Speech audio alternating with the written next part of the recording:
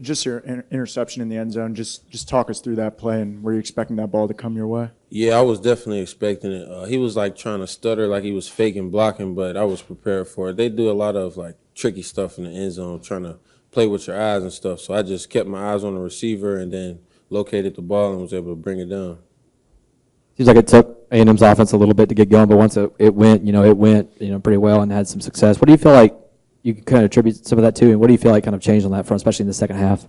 We just weren't all on the same accord every play, really. Like, we had a couple busts, but for the most part, we just got to make sure we're all 11 on the same page and running the same plays and checks and everything. So that was the main thing. We just were shooting ourselves in the foot, like giving them plays where we're all not. If one person is misaligned, then it's going to be hard to stop somebody, especially a team with as much talent as they got, You guys fell short.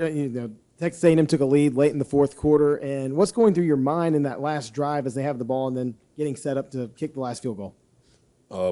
Before, I knew the offense was going to go get us 7, so I'm thankful for them, man. They put it all together, went down and scored, but then we knew we was going to rush the block in because we tipped one earlier, 51, Xavier Harris, he tipped one earlier, so we knew they was going to get some penetration, and they was able to block it and get it off.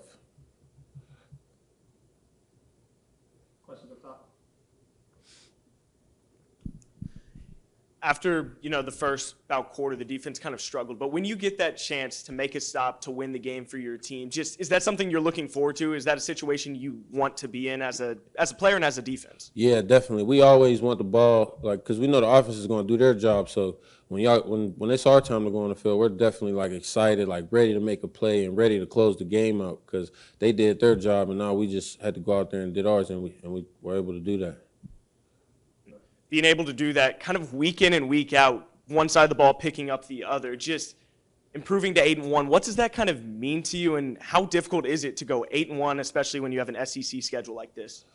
Oh, it means a lot to me, especially coming from a different school. So coming here and them accepting me, it means a lot. And then seeing the locker room after the game, everybody's ecstatic and happy. It's just amazing for real.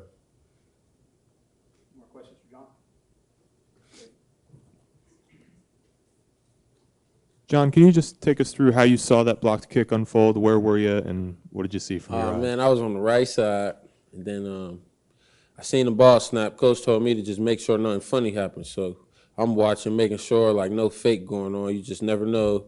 And then I see the ball kicked, and I see all penetration from the left side, and everybody was back there, and I just seen it it got tipped a little bit, and it was going. It had the arc at first, but then it fell short. So I was just thankful, man. I just started hugging teammates. We all just happy, people crying, happy tears. It was just crazy for real.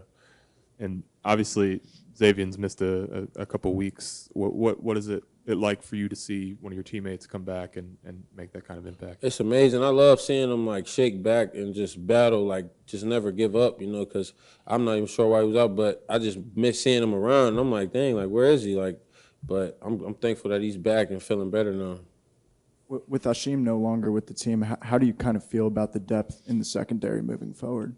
I feel good about it. We all play multiple positions, so it's going to be just the next man up kind of mentality.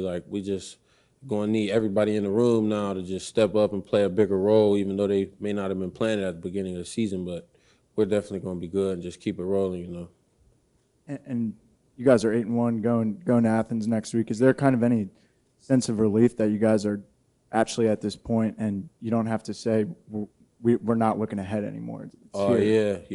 I'm ready for real. As soon as we got in the locker room, I'm start thinking it's on the Georgia now. I celebrate a little bit, but not me, I'm about business, so I'm trying to get to Athens and make plays for real. Back at the top, last question. And Lane was talking about kind of guys just being positive, even in a game like this where there's so many ups and downs. How do you personally kind of stay positive even when things aren't really going the defense's way?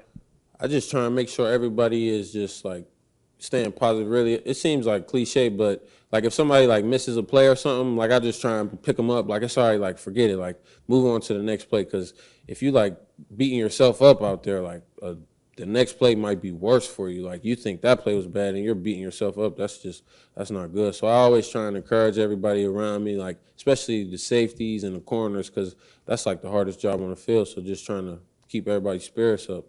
When you make a mistake and someone does that for you, what does that kind of do for you mentally? It definitely make you feel better knowing your teammate got your back. Like, cause sometimes people they might not look at you if you miss a play. So a teammate picking you up, it just makes you feel better and like a little warmth. Like, all right, let's go back out there and make some plays now. All right, thank you. Have a good one.